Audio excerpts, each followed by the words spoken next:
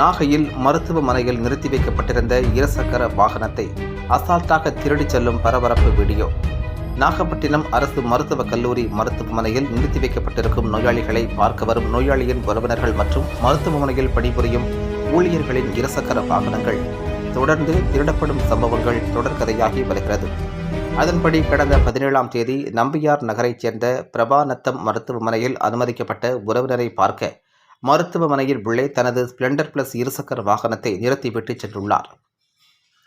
திரும்பி வந்து பார்க்கையில் இருசக்கர வாகனத்தை காணவில்லை. அருகில் இருந்த சிசிடிவி கேமராவை பார்த்தபோது மர்ம நபர் கள்ளச்சாவி போட்டு அசால்ட்டாக ஓட்டிக்கொண்டு திருடிச் செல்லும் வீடியோ வெளியாகி உள்ளது. இதுகுறித்து வண்டியின் உரிமையாளர் வெளிப்பாளையம் காவல் நிலையத்தில் புகார் அளித்ததின் பேரில் தனிப்படை போலீசார் செம்பியன் மகாதேவியைச் சேர்ந்த பாலநந்தன் என்பது தெரியவந்தது. அவரை கைது செய்த போலீசார் இருசக்கர வாகனத்தை பறிமுதல் செய்து சிறையில் அடைத்தனர்.